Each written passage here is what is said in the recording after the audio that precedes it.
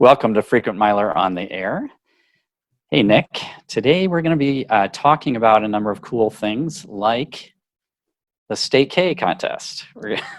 There's a lot of kind of funny stuff that went on there, so I'm looking forward to some funny stuff for sure.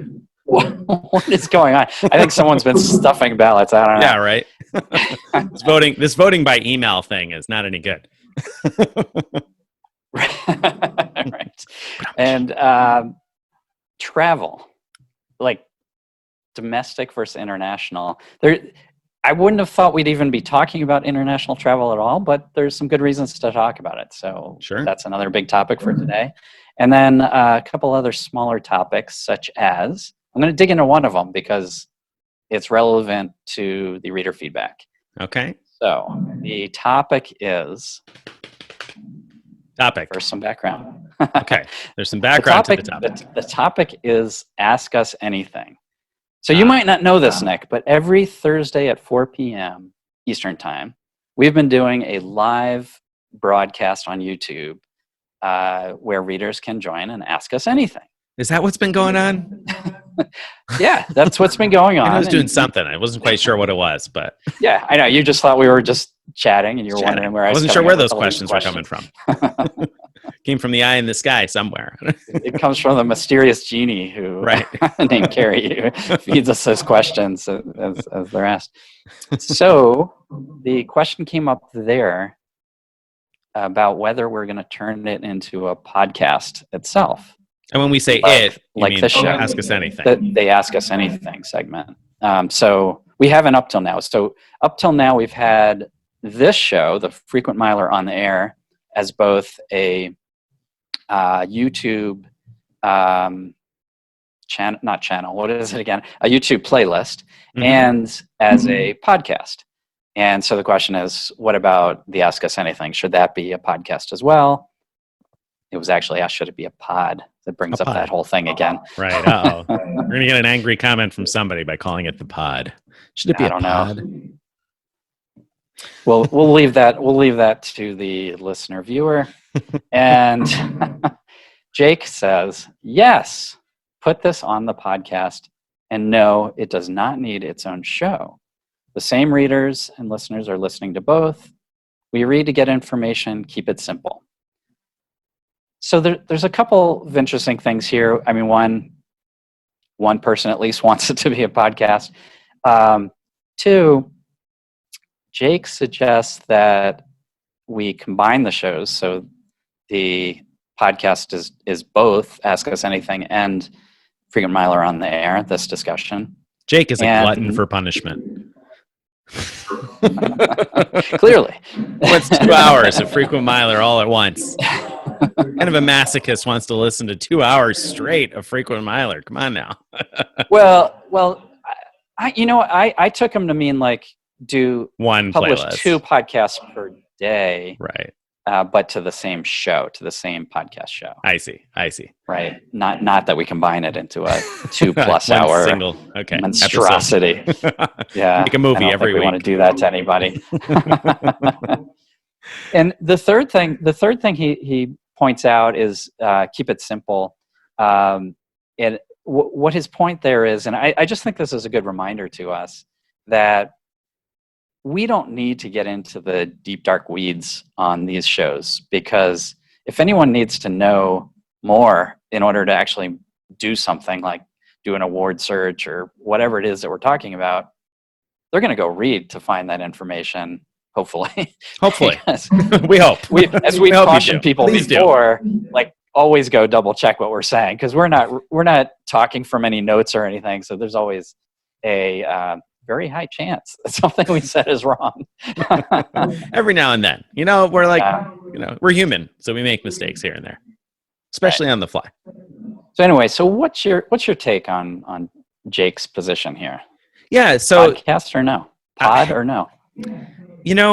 Initially, I was hesitant, and I thought, I don't know if it really needs to be a podcast because, like you said, we don't have notes per se in terms of, we don't have like talking points worked out ahead of time for this, but we do usually talk about which topics. So we'll send an email on Friday morning, say, because we record this on Friday afternoons.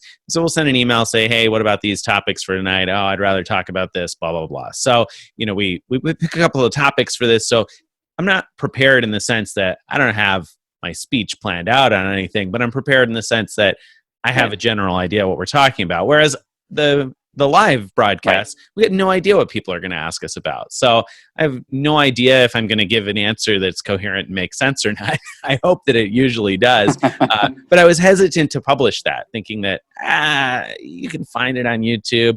But now that I think about it more, I think probably it does make sense to have it out there because it is kind of an interesting live format. And I mean, hey, that's what like radio shows and things like that are, right? At least somewhat live and not planned, and people call in and ask their questions. So I kind of actually like the idea of publishing it, but I disagree with putting it all together. I feel like that ought to be its own thing. I feel like it's a very different format anyway. I think. I don't know. What do you think? You think I totally agree. I totally agree. I do not agree with Jake at all.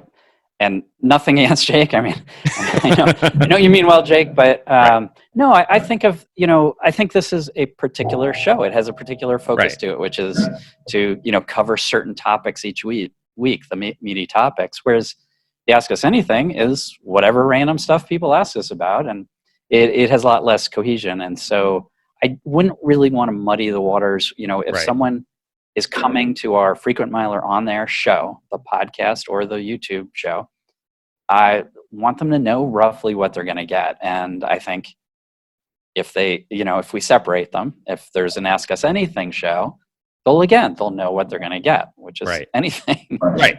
So, right. It's I feel like it's a somewhat well. different audience potentially. You get people who want to hear the on the air episode. We're talking about like the cool, interesting stuff from the week that's kind of inspired us or made us want to discuss it that happened this week in miles and points. So if you just want to kind of keep up with what's going on in the miles and points world, this show is great for that.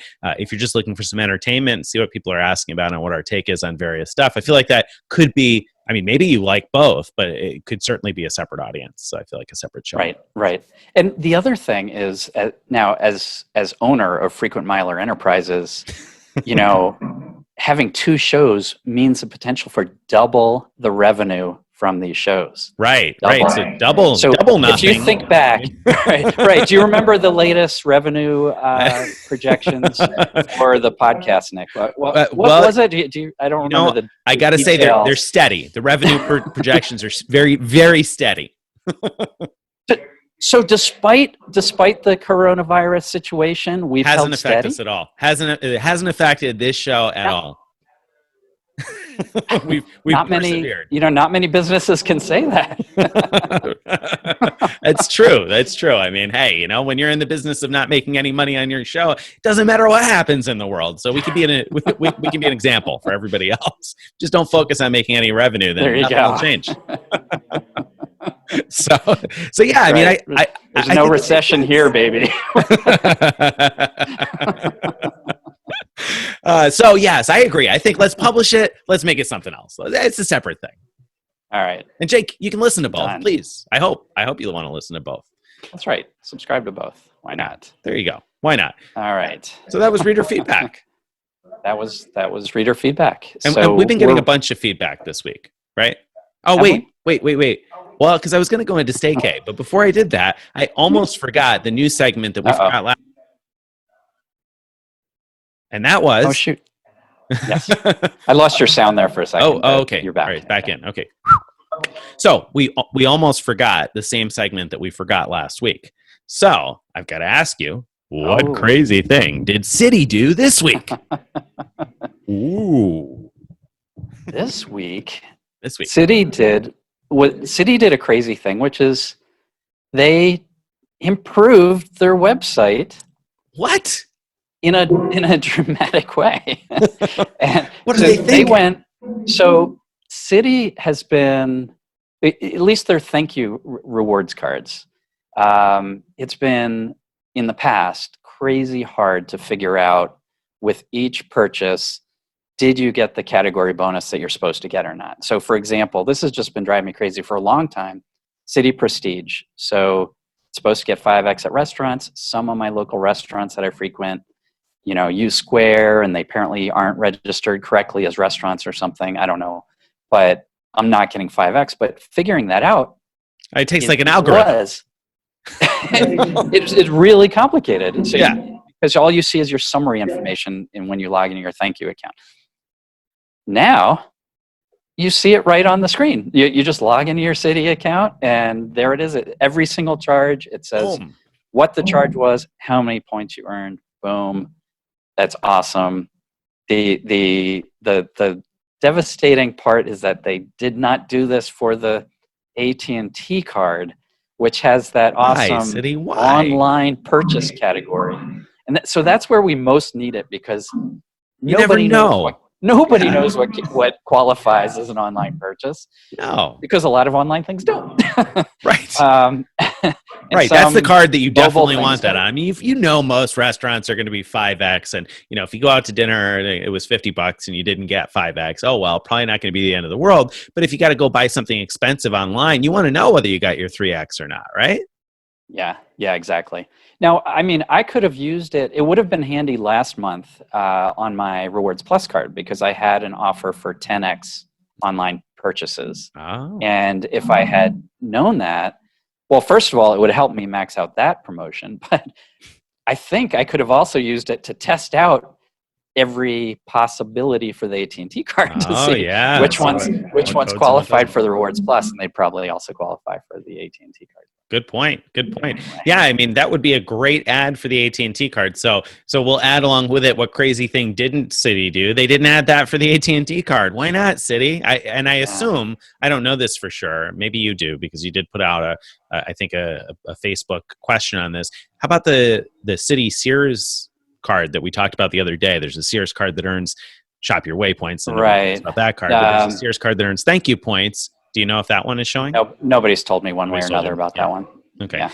So I'm going to go ahead and assume that probably not, because it seems like, they didn't do that with the AT&T card, which is kind of a pain. It's too bad. But yeah, actually, that's a really nice enhancement, though, for Prestige card holders and for Premier card holders. And actually, this came up just like yesterday in a Facebook group that I'm in. Somebody asked about how the restaurants at the Culinary Institute coded, the Culinary Institute of America, in a totally different Facebook group that I'm in, and because they wanted to know how it coded on a card. And I was like, oh, well, I assumed that I got 5x on my Prestige when I ate there back in January, but I had never actually gone back to do the math and make sure that I had gotten 5x on that specific purchase. But now I was able to go back to January through my credit card stuff and just right there in the Citi app. Even I did it, and I could see that I only got 1x, even though it says CIA restaurants. I got 1x, and that wasn't a cheap meal, Citi. Come on now. No, I bet. So I think I might have told this story before, but I have to say just because when that happened to me was not with Citi, but with Chase, with the Sapphire Reserve, 3x for travel and dining. I booked an expensive tour. This was a few years back, and it was booked through Zingerman's, which is a restaurant. Like, they do a culinary tour. It was a tour of Italy. And so I figured Sapphire Reserve is the best possible card for this, because it's either going to be charged as restaurant, which gets 3x, or travel, which gets 3x. One or the other. Either way, so you're a winner. I knew I was a winner. I was golden, and it was charged to their mail order business. I got 1x. No. Wah, wah, wah, wah. Right? You're like, I didn't order the mail. Nobody delivered anything. Yeah. The only good news was that I had paid half up front and then half later. So the half later I was able to do with a different card. No, that makes sense. That's good. And go back to the Culinary Institute. I said it wasn't a cheap meal, and it wasn't a cheap meal. But I do have to say, if you haven't been to the Culinary Institute of America before and you're in New York, you should. Haven't. Whenever it opens again, definitely go, because it's very reasonable for what you get. But I wish I got my 5x. That's all.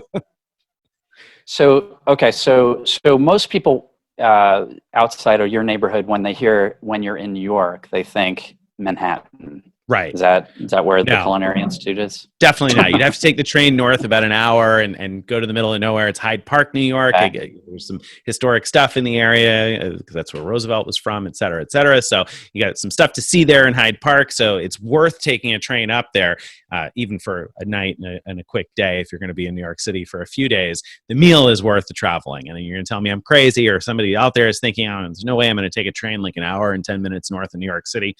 It's worth it. It's worth it. The food is that good. So you get the kind of food that you're going to get at like I ate at 11 Madison Park a few months ago too. And I would tell you that the food at the Bocuse, the French restaurant at the Culinary Institute of America, was on par with 11 Madison Park and much more reasonable in terms of cost.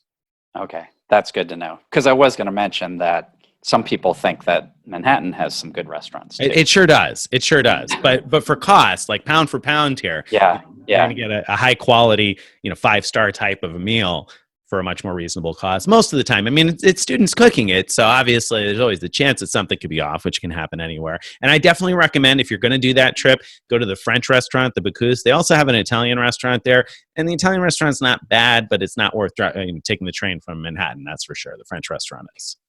Oh, interesting. Okay. All right. Good to know. Very good to know. There you go. Yeah. All right. So that out of the way, we talked about what crazy things Citi did this week. How about the crazy thing we've been doing? We've been doing this StayCay to Far Away challenge for weeks now. It's been, I guess, 5 weeks started, right? Yeah. Yeah. So just to recap, the whole idea behind it was last year we started this series of doing these far away challenges where we compete. The team members within Frequent Miler compete to on some kind of challenge. And last year it was 40K to Far Away, where we each had 40,000 points to go as far away as possible. And that was loads of fun. And we were getting ready to do something like that again. And COVID-19. Wah, wah, wah, wah. Sad music again there. Yeah. Yeah. Yes. So no traveling internationally this time around. So right. Had to switch it up.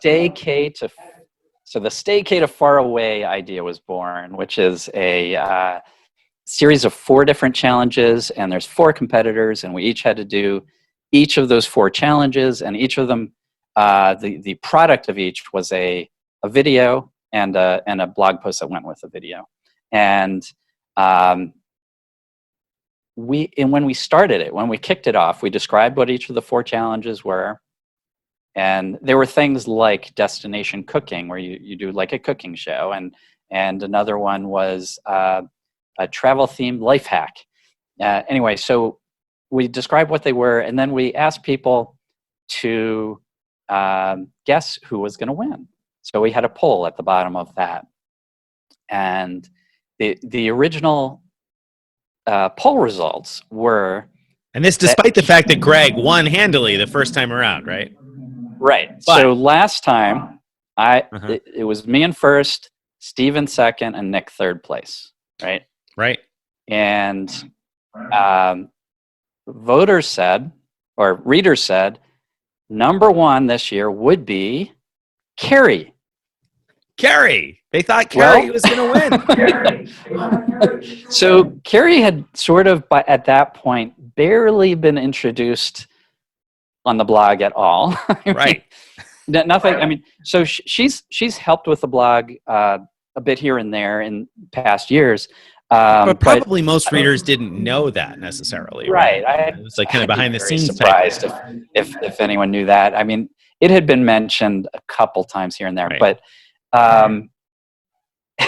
and then I don't even remember where we introduced her on the blog, but this came up very quickly after she was introduced, and everybody was convinced, without a doubt, 42% Carrie was going to win this thing. Right, and that's with voting for 4 candidates. 42% went for Carrie. 42% went for Carrie. Largest. Now Nick came in actually with pretty close, with 31%. So people were feeling pretty good, despite you being the biggest loser last time. Ouch! Burn. People thought that I would try to redeem myself somehow. Now, people were less confident about me and Steven. So I got 14% of the votes, 14%. despite having won last time. And Right. Steven got 12%. So we were pretty statistically Neck and even, neck. I'd say. Yeah. So anyway, that was what people predicted, which was, I wasn't surprised that people thought you would win. I wasn't even particularly surprised that people thought Carrie would do well.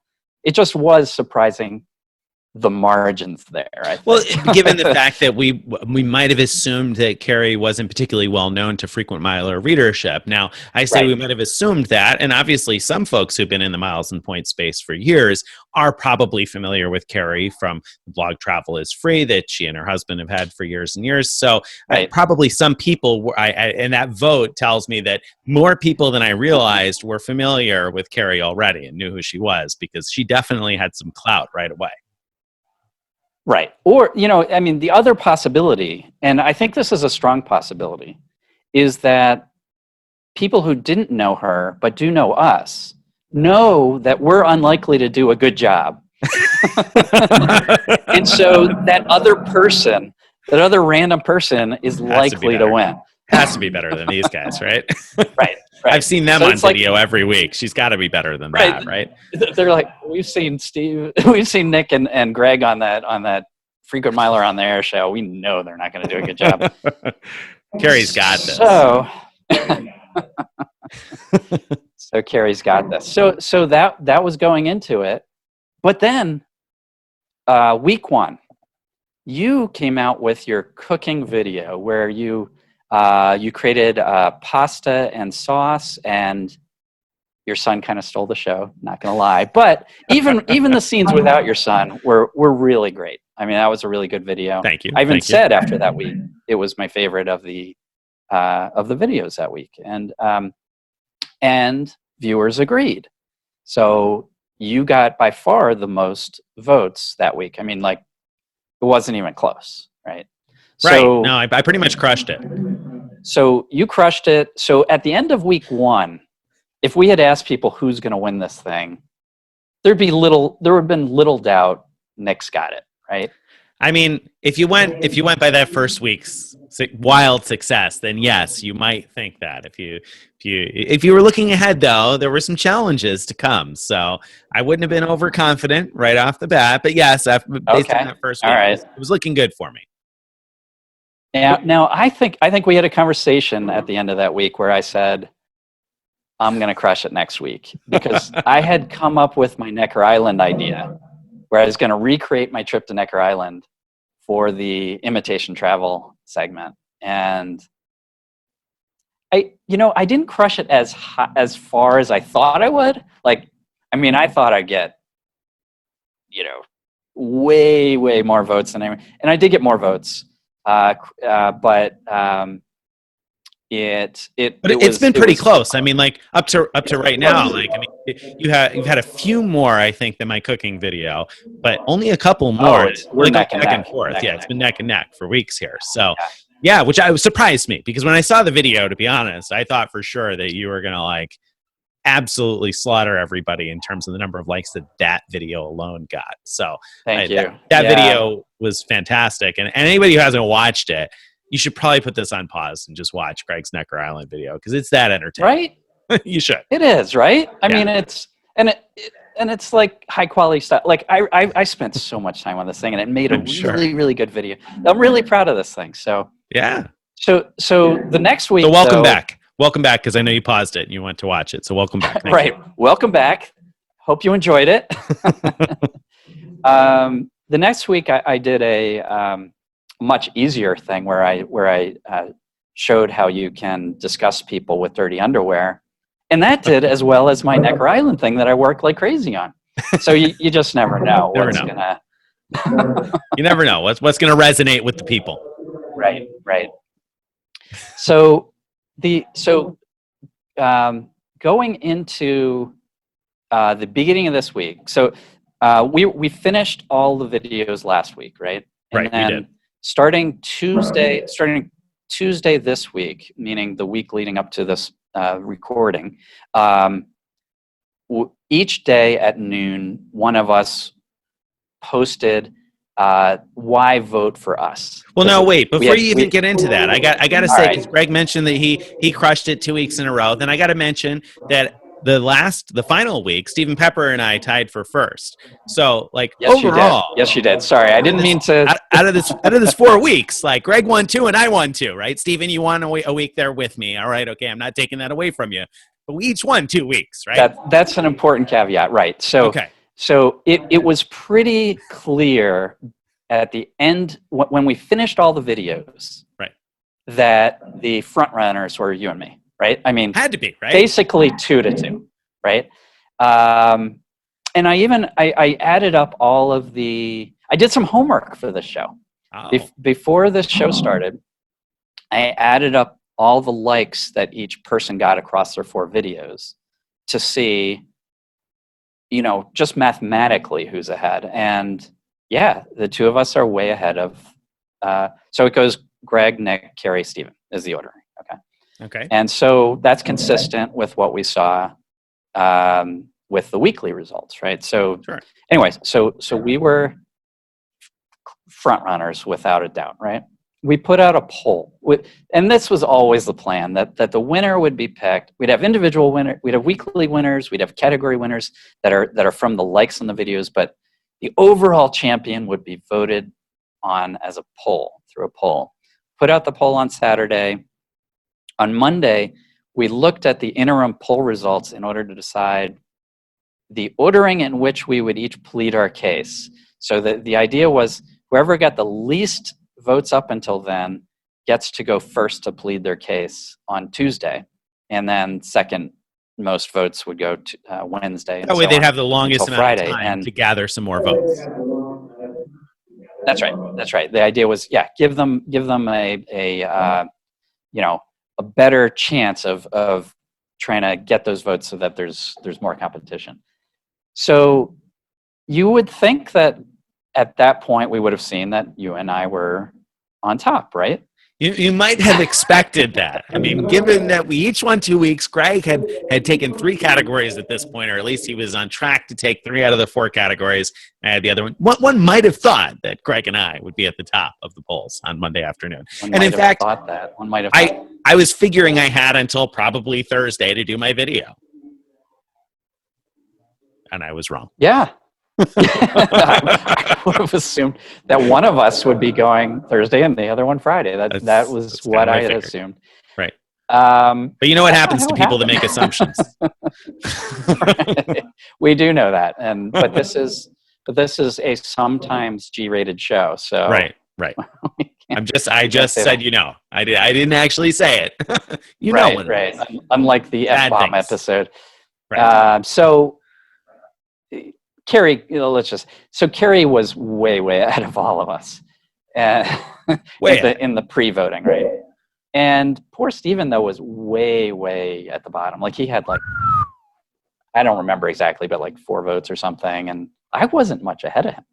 No. So it was really Carrie way on top, you were next, and so you sort of both of you kind of held your positions from actually, I guess all 3 of us held our positions from the original voting. I suppose that's right? true. Yeah, right. I didn't even think about it, but yeah, that's so it's like the whole contest made no impression whatsoever on the voters. People are going to vote for who they want to vote 4 weeks of videos there. We skipped it all.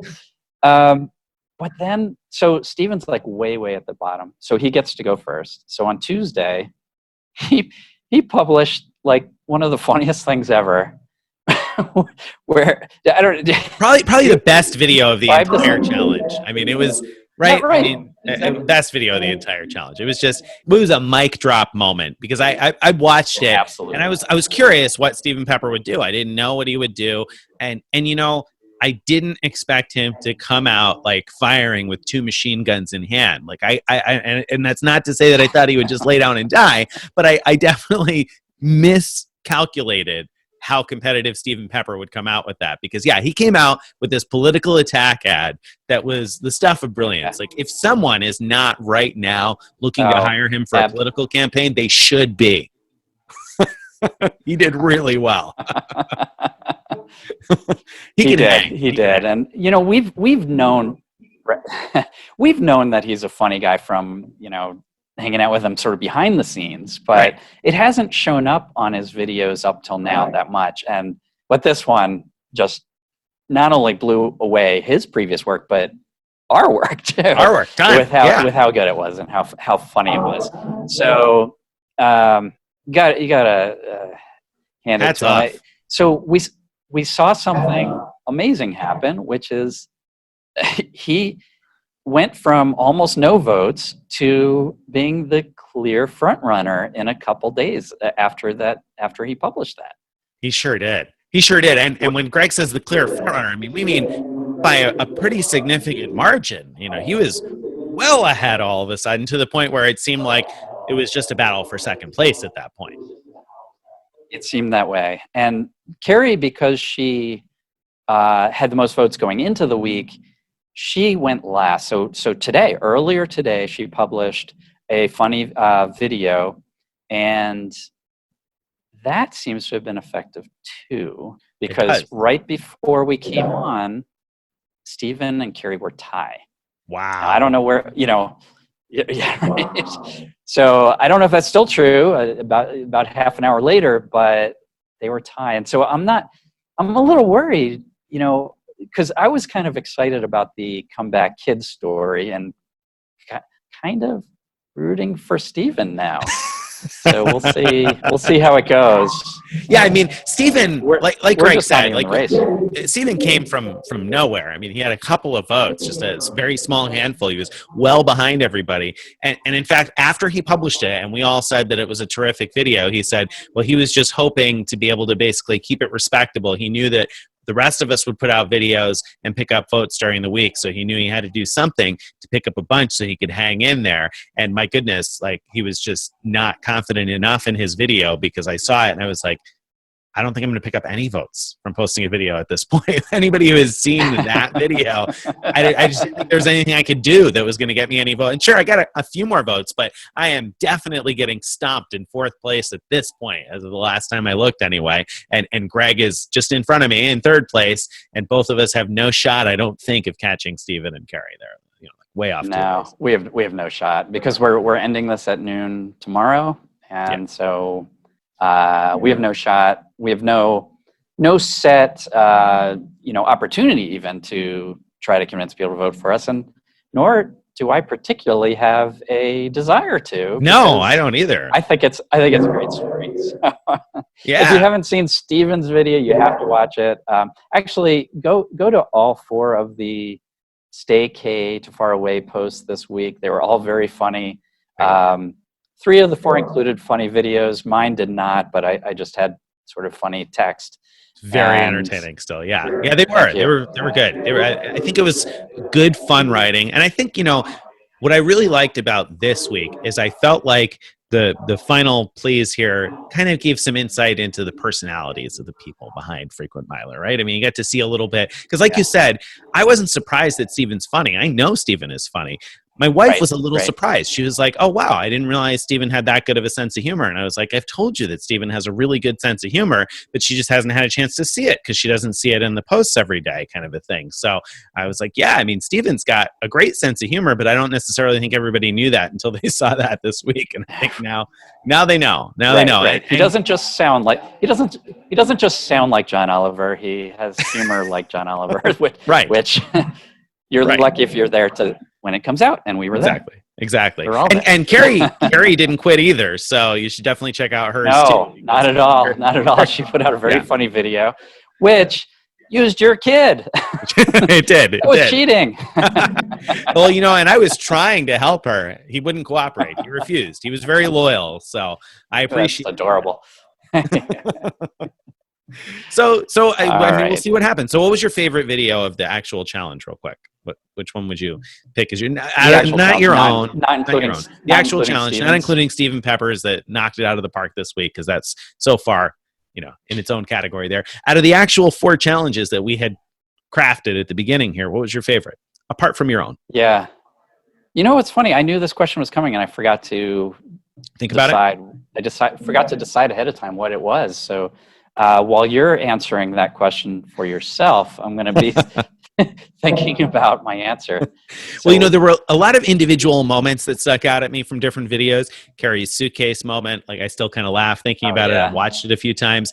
Stephen Pepper's Barky McFly, like I didn't see that coming at all. So right. that one definitely surprised me. But as far as like my favorite overall video, hands down, the Necker Island video. Come on now. I mean, if you haven't watched the Necker Island video, that was great. And I think it was enjoyable because I was a frequent miler fan at that point. So I was following along and watching the posts about Necker Island. And so, I have memories of those posts and that story. And so then to see them recreated in really funny ways, I thought was both fun and enjoyable and also like really creative. Some of the things you did, I definitely thought were creative. And it was well shot. You thought it out because you shot the things to kind of show what you were doing as far as the invitation travel goes, and then panned out to be able to show how you were making it happen. And again, it just showed some thought put into it. So I thought that was a really thanks so much, and it was so much fun doing it too. Yeah, I'm sure it was great fun, and it was a whole family effort. So it was fun too doing that together because the others weren't as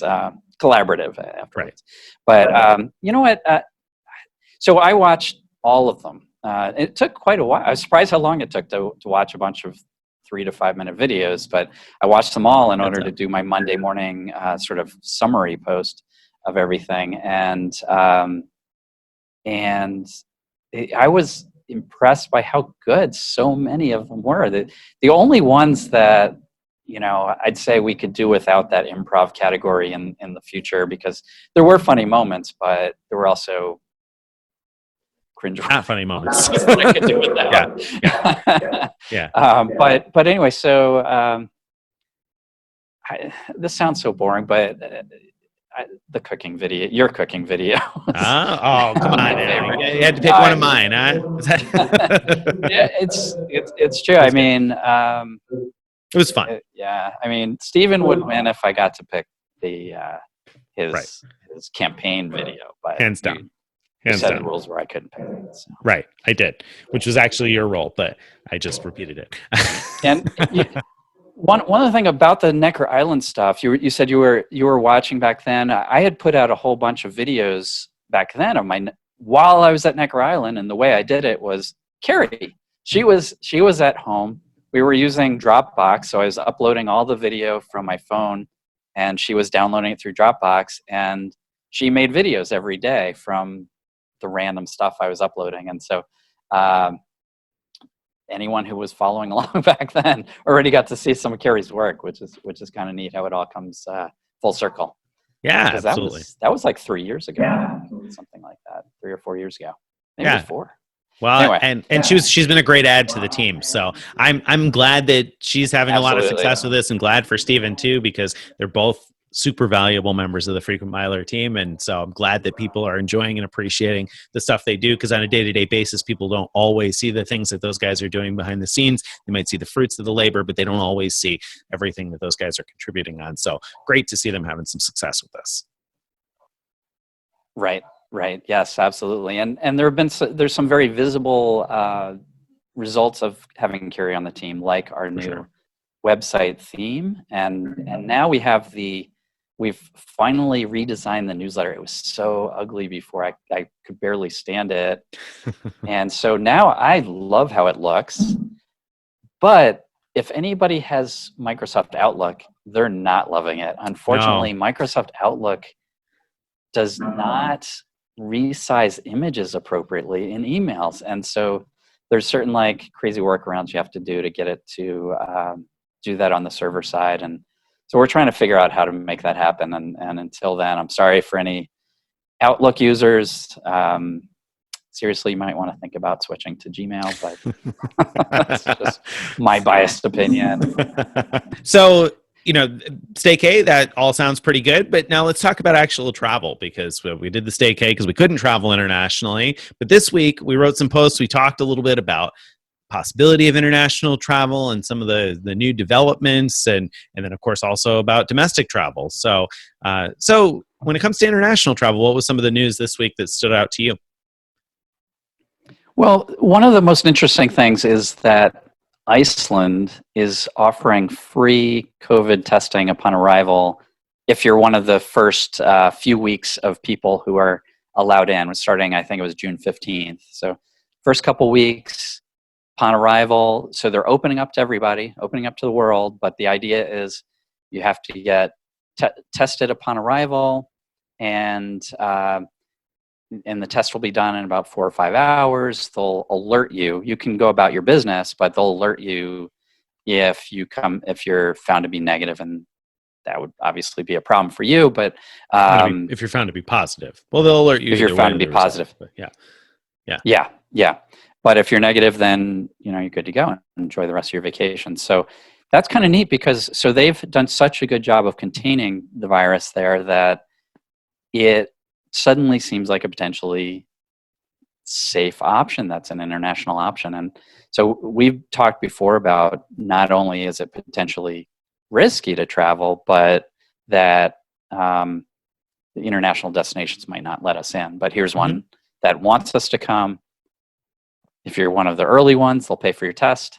And even if you're later, if you're willing to pay for the test upon arrival, then you have a potentially quite safe option for international travel. So that I find that very interesting, and it's an intriguing idea. But I'm still on the fence about whether I would do it. Okay. What do you think? So, well, first of all, I think it's a really interesting and unique play. I think that, when it comes to getting people to spend tourism dollars again, there's a lot of different countries and destinations out there that are basically have an economy that's basically focused entirely around tourism.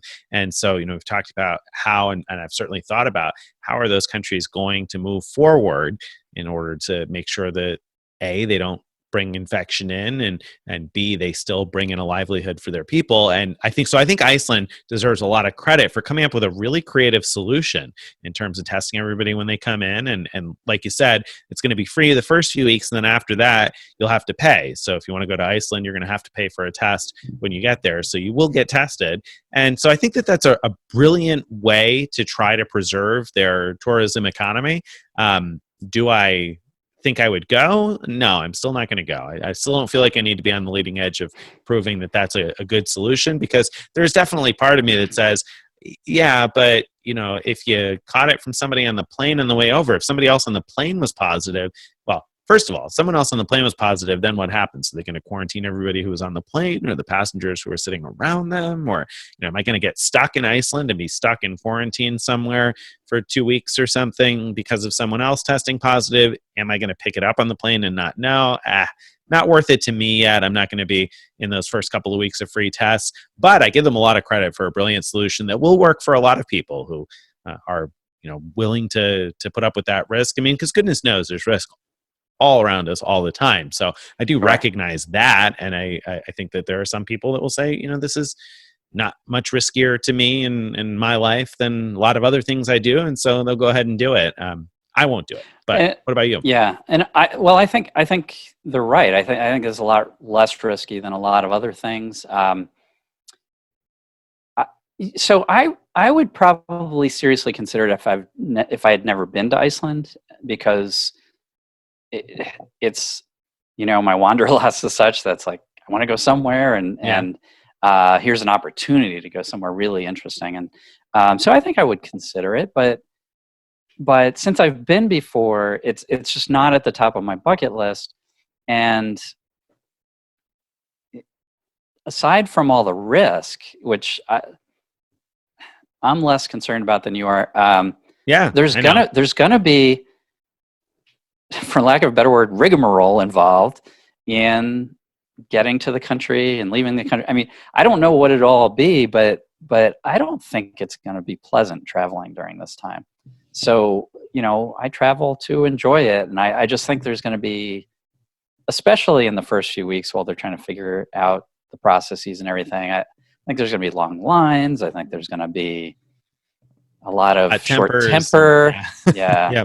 Yeah, yeah, for sure. And I don't know what the general public in Iceland thinks about this. I certainly haven't looked into seeing what people in general think. Maybe they're welcoming the tourists, but I don't know that all the shopkeepers and restaurant owners and everything else is going to be excited about tourists or not either. So, I don't feel like you said, I don't think it'll be the same pleasant experience. So I would agree with you on that too.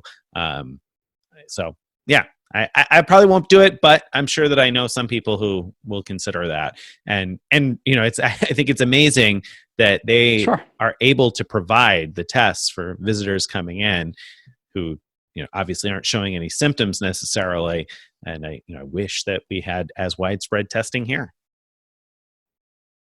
Right, right. And I mean, don't you think so? I think it'd be a lot safer going to Iceland than going to. We're both in states that have started to unlock, but are still Hmm. like mostly locked down. Right. Um, yeah, I think it'd be more dangerous going to one of the states that's wide open Yeah. um, Yeah, where and you know that the interacting with majority of people. people have Like, if, not been tested. Yeah, versus the fact that exactly, all of the other exactly. tourists Yeah. have been, and presumably the local people have too, if they're testing the tourists. So, yeah, I think it probably is safer than flying somewhere within the United States, which is amazing to think that that's the case. Right, Kind of right, mind right. boggling. But it's still my bet that most people who are thinking about traveling are thinking about traveling within the U.S. and probably most of those are thinking about car travel. Right. But some are thinking, and including my wife and I, we so want to go back to California. We've talked about this before. They love the Yeah. Ventana Big Sur. Yeah. So we talk about that every now and then. And I also did a post on the best Hyatt resorts for not for summer travel that I'd done earlier, but this one was for winter and spring break travel, and it it just kind of rekindled a number of the places that were in there would still be great for summer travel as well. So it rekindled my like just desire to get out, and every place that I want to go that's on that list uh, is far enough from me that driving would not be a reasonable option. So we're sort of half thinking about it, but haven't made Yeah. any decisions yet. Yeah. So when do you think, if you were to consider it, if you were to get serious about it, when would Yeah. you think about flying somewhere in the United States? Or is it just too Um, hard to answer still? it is hard to answer. I mean, I'm going to kind of wait until I look at the option and say, yeah, I'm comfortable with that.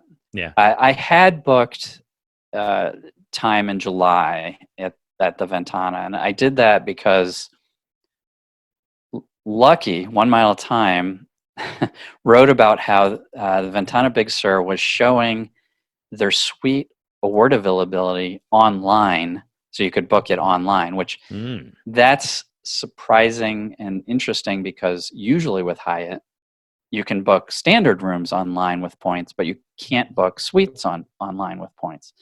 And if you know that, that is usually a great thing for you because if there's no award availability for standard rooms, you probably can find a suite available. So then 1 Mile at a Time, which is one of the biggest blogs out there, posts about how it's his favorite resort too, and at And least blew in up the your US. spot and let everybody And know.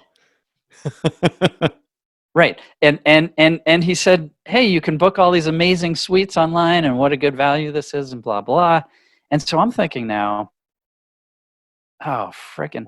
So I'm thinking not only so that there's two problems with this. One is it's going to fill up, so I got to secure a place, but the other problem is normally they've been very good about upgrading people who are globalists or who go in as a guest of honor, upgrading them to a great suite. Um, But now if but everybody can book that suite online, that suite's going to be if gone. exactly, if all the suites are booked already, there aren't going to be any upgrades for globalists. And so I was like, not only do I have to book it now, but I have to book the suite I want. So I have to pay way more than I would normally pay in points to secure a suite because normally I would have taken the chance and said, well, I'll get either I'll be globalist by then, or I'll get a guest of honor thing, so that I go in as a globalist. And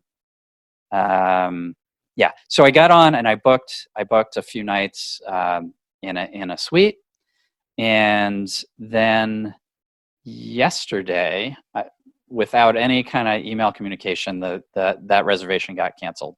So I just got a bummer. confirmation of the cancellation, but I was surprised that there was no communication from the resort itself. Yeah. But my thinking is they figured out that these things were being booked and they weren't supposed to be being booked.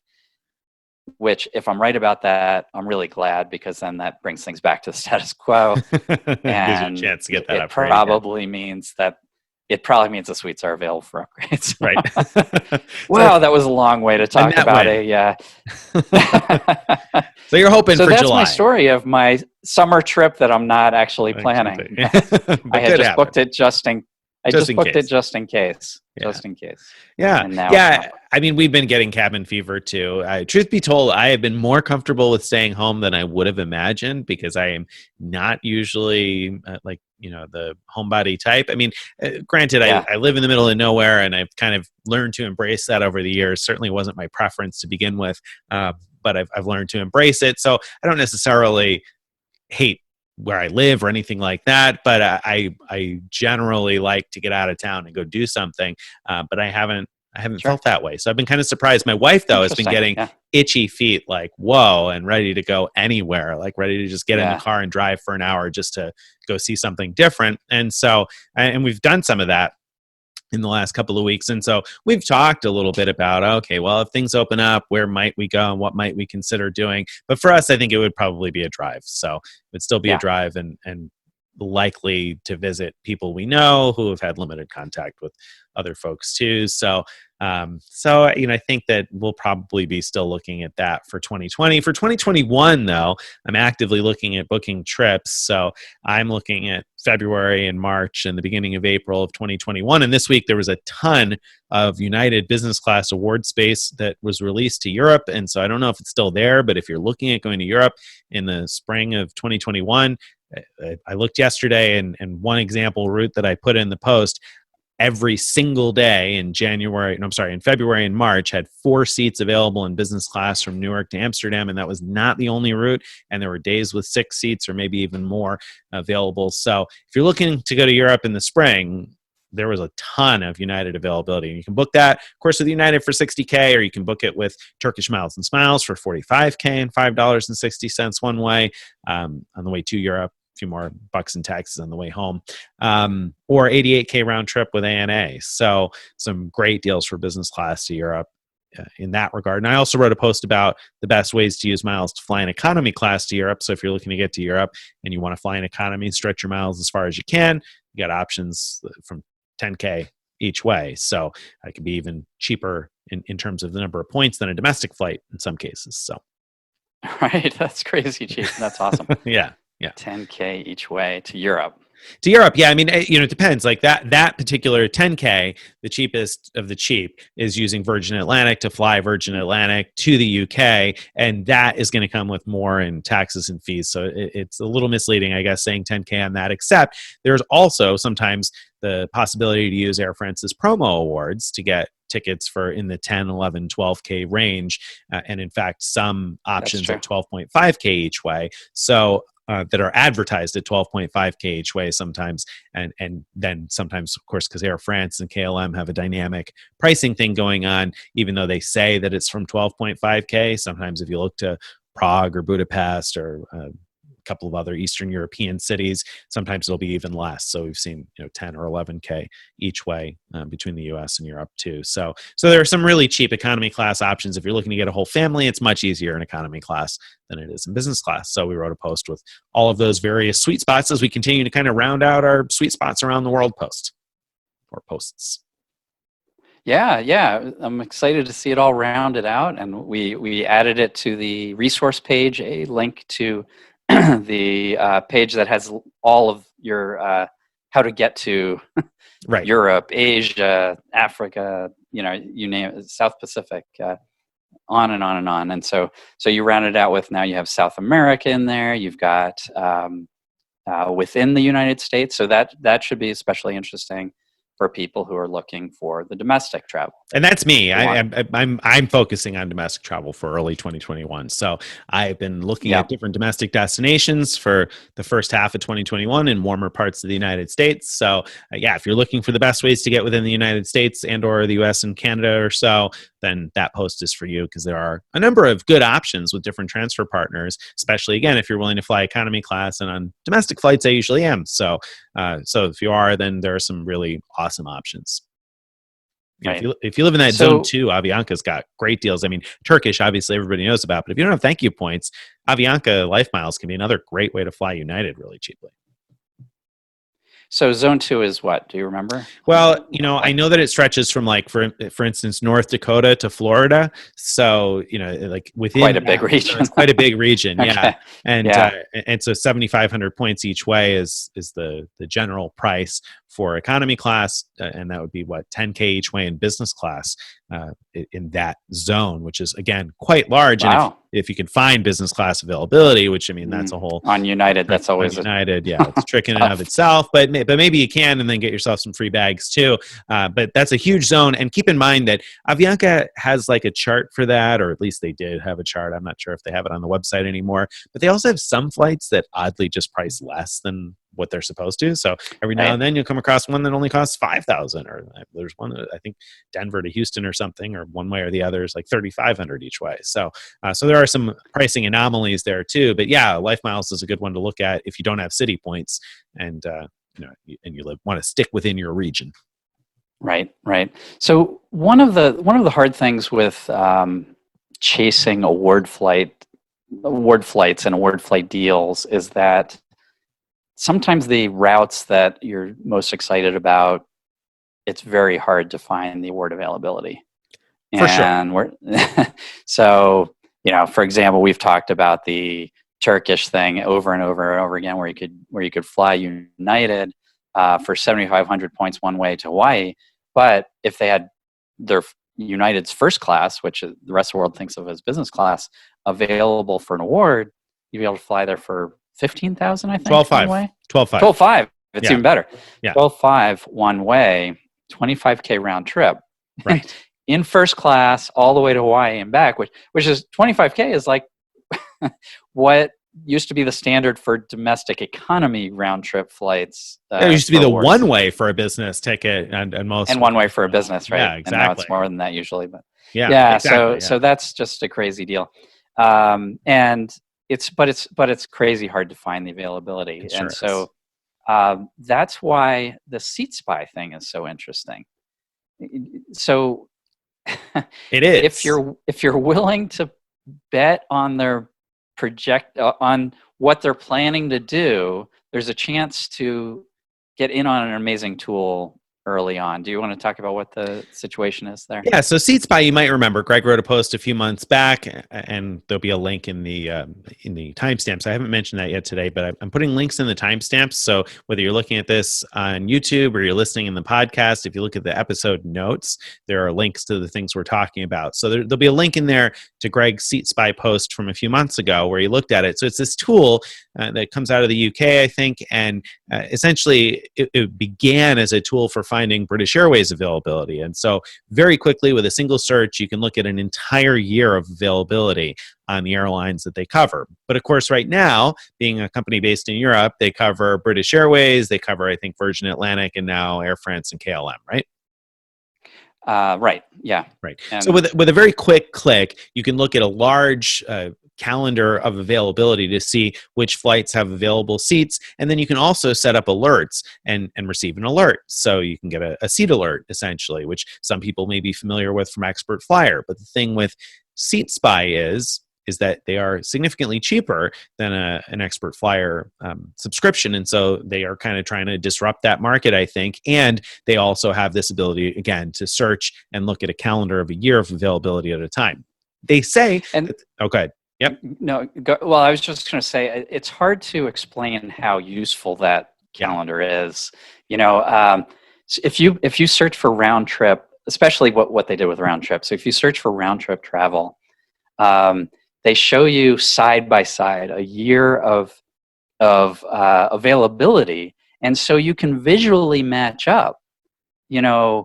Okay, I found a month that has good outbound availability, and oh, yep, there's like one day where there's good return availability, so I can match that up, and I could do my, let's say 10-day trip or however long you're looking for visually, and there's no That's other tool super, that I've ever super seen useful. that lets you do that. No Yeah. other tool. Yeah. I mean, personally, I've been looking at a specific destination. I'm not even going to name yet because I've been having a hard time nabbing the flights I want. But I've been looking at a specific destination with United, and I've been running into that where I'm finding flights in one direction, but then I have to search the opposite. And of course, the days that that's available aren't lining up. And so I have to keep kind of going back and forth and writing notes and being like, okay, there's an outbound on this day. Oh, but wait, there's not an inbound for 2 more weeks after that. That's not going to work. And I got to keep searching and doing it again. So if you had a calendar where you could view both at once for a year, I mean, that's just hugely helpful, right?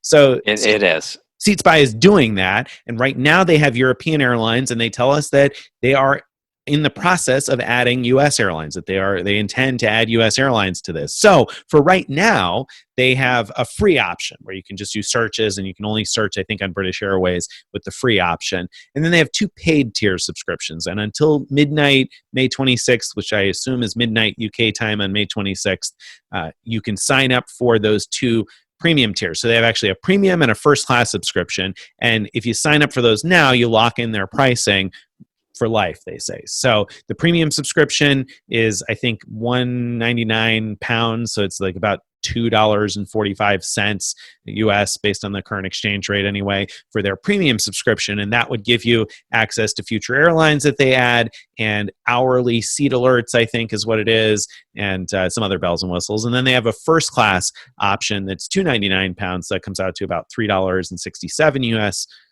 per month for the first class subscription, and that gives you instant email alerts and some other, again, bells and whistles along with that. So actually that premium tier, the center sort of option, if you look at the post that's linked below, that premium tier is $199 in pounds, so $2.45 a month, but they give you a 3-month free subscription to start before they even start charging you. So you could sign up now for that plan and get 3 months to play with it for free before you even have to start paying for it, and you lock in the price for life. So that's actually probably a pretty appealing deal for people who are interested still at this point of the conversation. That is probably the one you'd want to go for.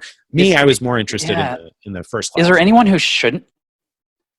Sorry, is there anyone who shouldn't do that? So let's say, I mean, unless you wanted the other option, but if you're just on the fence about doing it at all, shouldn't you just jump on?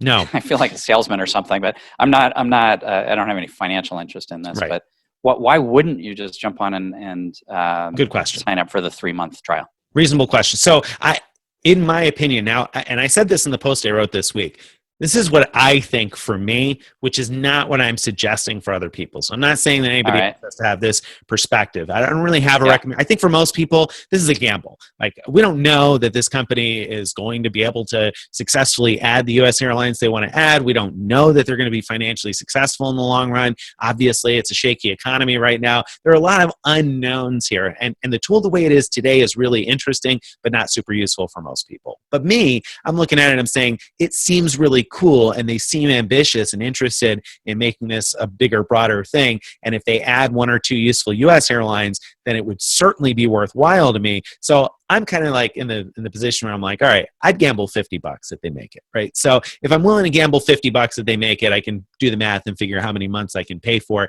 to see if they make it. Now, the reason I think that the first class is better, it gives you the instant email alerts, which I think that if this tool becomes popular, getting that instant alert will help you nab the seat versus somebody who's getting the alert an hour later, potentially, because we know that hot availability goes quickly. And the difference in price between the special pricing now was much bigger. So I think I want to say that, and this is in pounds, the premium subscription for life right now, if you get it, is $199. And if you wait until later on, it's either $2.99 or $3.99, so it's like another £1 or £2 maybe per month. Whereas the first class subscription is going to go up to $7.99. So that's getting closer to 10. All right. So your point is, this is the last chance to lock in a really low price for that. First $3.67 for what will eventually cost $9 or $10 a month, and that $9 or $10 a month, that's pretty close to what Expert Flyer charges. Now, I would argue that the SeatSpy, if it continues to work the way that it has, is probably better than Expert Flyer in a lot of regards. Expert Flyer has some advantages, don't get me wrong, for people that use some of the more advanced features. But in terms of just finding award availability, I think SeatSpy is probably going to be a better tool. But that price point, the $10 a month, has kept me away from Expert Flyer for a while now. So the 367, I don't think that SeatSpy will ever have as many airlines No. covered as Expert Flyer does. No. So, No. you know, if people are wondering, like, when would you use Expert Flyer? When would you use SeatSpy? When would you use Juicy Miles? You know, Juicy Miles and Expert Flyer are great when you know around, like, which dates you want to fly with, plus or minus 2 days on either end. Or 3 days, sorry, plus or minus, with 3 days with Expert Flyer, plus or minus 1 day with Juicy Miles. With Juicy Miles, you don't even have to know which airline you're interested in. It'll search them all, pretty much, almost all. Expert Flyer, you do have to know which airline, but they have a large list of them to pick, and you can find award availability that way. And it's got some other things like upgrade space and things like that. You can find out how many seats are left. It absolutely has fare other features. buckets. There's a lot of other features that might be useful to you if you are an Expert Flyer. But if your main use of Expert Flyer is for award availability, again, Expert Flyer has a lot more airlines than SeatSpy does at this point. Right. But SeatSpy, that visual. But let me say definitively. Mm-hmm. Yeah, let me say definitively that if SeatSpy has the airlines that you're interested in, it's just a way better option than Expert Flyer. Like, I mean, it's not even close. Yeah. It's not even close in my mind. No, me either. That's why I looked at it and I was like, okay, at $367 a month, I'd probably lock that in now. Now the free trial for 3 months and then the $2 and change, I don't think that's a bad option. I mean, I think that probably that's what most people would go for. I'm willing to gamble a little more because I think it looks that awesome that if it becomes worthwhile, it's worth $367 a month. Right. So do you know the free trial? Do you have to put in your credit card information so they'll start charging you? I don't know. Because the reason I'm asking is I could see someone saying, I'm going to hedge my bets by doing both. And so basically, if they decide, interesting one. If they decide, you know, it's not worth the extra dollar or whatever to have the first class, they at least have locked in the other one. The pricing, I don't know. I mean, we're talking about advanced plays here. It's so close in price. Yeah. If you're I'm sorry, you're saying if you're that interested, it's so close in price, then go for the first class. Probably just go with the first class. Yeah. I mean, I think that anybody who's marginally interested, that premium 3-month trial and then locking in the price makes a lot of sense. If you're only marginally interested, then you get 3 months to see if they do anything, and then if you want to pay $2.50 or so a month for a few more months and see what happens in the next 6 or 8 or 10 months or whatever, then it gives you a pretty low cost of admission, a pretty low gamble. I think that they are billing it as like for the less than the cost of a coffee at Starbucks or something. You can kind of get your place, so to speak, here and subscription, which I get to caution people and say lifetime subscriptions I'm always kind of wishy-washy and iffy on, because you never know, they add 6 more tiers to the service at some point in the future. Not that I think that the SeatSpy guys are going to do that. They seem like pretty upstanding guys to me so far, but I don't know that maybe they'll decide that they need to add more tiers for different types of airlines and stuff. So I don't know what the lifetime subscription particularly will look like long term. So I'm always a little wary when I see that as to how excited I want to get about it. But on the flip side, I feel like the value here could be phenomenal if it works out well. Yeah. I guess when I asked you the question about shouldn't everyone do it, the premium subscription is more about everyone being like, all the people that wouldn't have done this at all until they heard us talk about it. Yeah, then definitely. Like, why not at least lock in that 3-month trial, right? And then worry about later whether you actually want to pay for it. Just because that way, if you find out it is valuable, you at least have a seat at the premium table, right? That's discounted. Right. I wasn't trying to fix that, but maybe not. All right. Yeah. No, totally agree. If you're in that boat where you're like, what, SeatSpy, huh? And I got to look at the link now, and then you just read about it. Yeah. Then of course I would do the free 3-month trial for sure. Yep. So pretty interesting, pretty neat nonetheless. So, hopefully very useful. Yep. I think this brings us to question of the week time. It does. Is that Brings right? us question of the week. It does. And this is kind of a bit of self-reflection here, because the question of the week this week is kind of going to be a question from me to you based on a question that I got from a friend of mine. So a friend of mine asked me earlier this week. This is like one of those like really private questions that's like, a friend is having this problem, not me. Not me. It was a friend of mine. So a friend asks. No, so a friend of mine asked me earlier this week. First of all, so this friend of mine is a reader. I hesitate to say regular reader because I don't know that he reads like every single day, but he reads plenty to be able to ask me relevant questions now and then. So he's been in the game now, I would say probably a year and a half, 2 years, and really in the game for him is in the points collecting game. He hasn't really been burning many points, but he's had a lot of expenses over the last couple of years in his life. So he's been smart enough to realize, hey, I can pick up some big sign-up bonuses pretty easily because I'm already spending money on A, B, and C. So he's been able to pick up a bunch of bonuses. He's got the 5 chase cards he wants. He picked up some Amex cards when they made sense. Checked in with me each time to see which card, A or B, etc. And so this week he came to me and he said, "Hey, I got some big expenses coming up, so I can easily hit the spending requirements. Which one should I go for? A Business Platinum or an Aspire card?" And I said, okay, well, Business Platinum, and Greg and I have talked about why we might say Business Platinum before. So I said Business Platinum, gave him a lot of reasons. So I think that's what you ought to go for. He said, okay. Came back to me a couple of days later, and he says, hey, I'm only seeing, I'm only getting a 75K offer, and I know that there's an 85K offer out there in the Business Platinum. Do you have any tips or tricks about how to get it? I've tried, some of the various tricks that I've read about out there, because he reads us and he reads Dr. Credit and stuff like that, but I haven't been able to get this 85K offer. So now when he said that, because I know he's a pretty smart guy, probably one of the smartest people I've ever known, actually, a real smart guy, and he's fairly versed in this game. So I had made the assumption, without going to our best offers page, that he had gone to our best offers page and seen a 75K offer for the Business Platinum, but read somewhere that there's an 85K offer. And short version of the long story is eventually he called and he was able to get the 85K offer over the phone. And then I went to the best offers page just yesterday and I was like, wait a second, we had a link for the 85K offer right on our best offers page. Like, that's exactly what's there. It's a referral link. It's the 85K offer. Like, it's there. And so I sent him a message and I was like, hey, the link at our best offers page is 85K. And he said, well, you didn't have a direct link to it. And I was like, what do you mean we didn't have a direct link? Of course we had a direct link to it. And I told him where to go in order to apply. And he said, oh, well, when I clicked on it on the best offers page and it took me to another page that was just a frequent miler page, I thought you guys didn't have a link to the application. And I was like, oh man, like, he's been in this game almost 2 years. He reads frequent miler, not like every day, but regularly enough to be able to ask me, should he get the Platinum or Aspire? He knew that both offers were particularly compelling right now for different reasons, but didn't realize that we had a link that's one of our referral links to go to the Business Platinum. He was just going directly to the Amex site then and seeing a 75K offer at the Amex site, a lesser offer, and he was logging into his account and seeing that lesser offer and missing out on the fact that he could have gotten a better offer. So that brings me to the question of the week.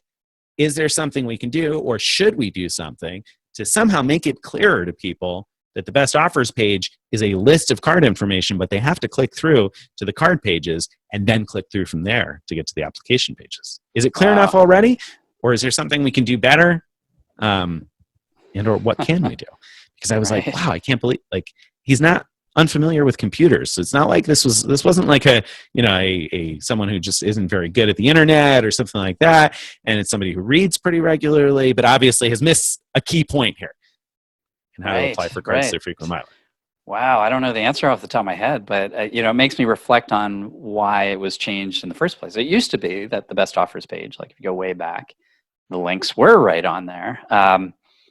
One of the obstacles I do remember that happened along the way was with our affiliate links, and some banks had rules like you can't have our affiliate link on the same page as an affiliate link with other bank. And so there were rules like that. And anyway, and a lot of weird other rules that I don't want to get into right now. But point is, our solution was have one dedicated page for every single card. And wherever you are on the blog, whether it's a best offers page or a post where we're talking about that card, you click the link, you get to that one page, and that's where you'll find the link, whether it's an affiliate link or a referral link or a direct link that's not just a direct. Neither of the above. Yep. Right. So that's worked well. I mean, I thought. Until I the thought so story. too. I mean, obviously, and many people have figured that out and applied through those links before. Yeah.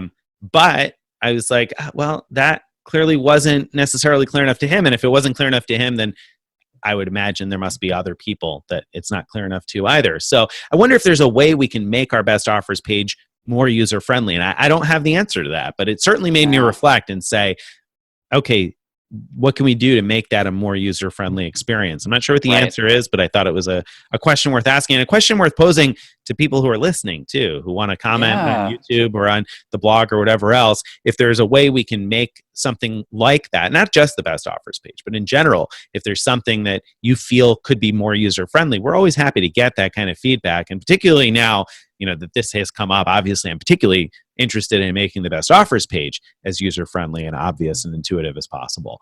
But yeah, so. Right. But it also suggests that maybe the card page wasn't as clear, user-friendly and obvious as possible. I mean, what I'm trying to figure out is he gets to the business, he clicked through from the best offers page, got to our business platinum page, presumably saw right at the top the 85K offer, presumably, and highlighted in yellow. Click here. I know.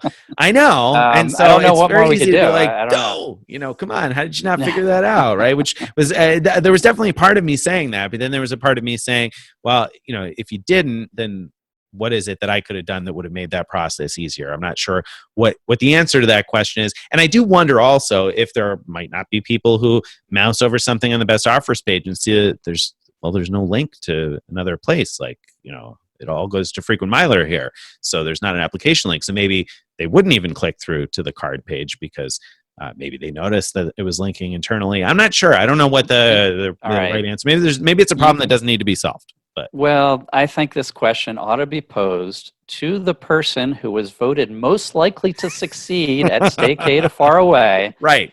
Our very own creative director, Carrie. She this is very much in her wheelhouse. In her wheelhouse. Yeah. So we'll see what she thinks about it in terms of phrase come from. In her wheelhouse. Yeah, I don't know. Like what is a wheelhouse? Yeah. I don't have a wheelhouse. I don't think. I don't know. I mean, that's why it's not in my wheelhouse. Right. Clearly, it's not in mine because I don't have one. So no wheelhouse here. So there's so many things that we say that come from like long, long ago, and they're just like forgotten things. Idioms are fun. Yeah, they are. Lots of good ones out there. All right. So that was our question of the week, and that's something for readers and listeners and people to ponder along with us. So that said, I think that brings us to the end of today's episode. So if you've been enjoying what you've been hearing and you want to hear more of it and read more about it, more importantly, go to thefrequentmiler.com/subscribe. Again, that's thefrequentmiler.com/subscribe. And that way you can get on our email list or join our Facebook group or follow us on Twitter and all that fun stuff. It's all right there. So you want to check that out, and please come back and listen to us once again. Please give us your likes and subscribe and leave your comments and questions and feedback so we can talk about them next week. Thank you very much, Greg. Thanks, everybody. See you next week. Take care. Bye-bye.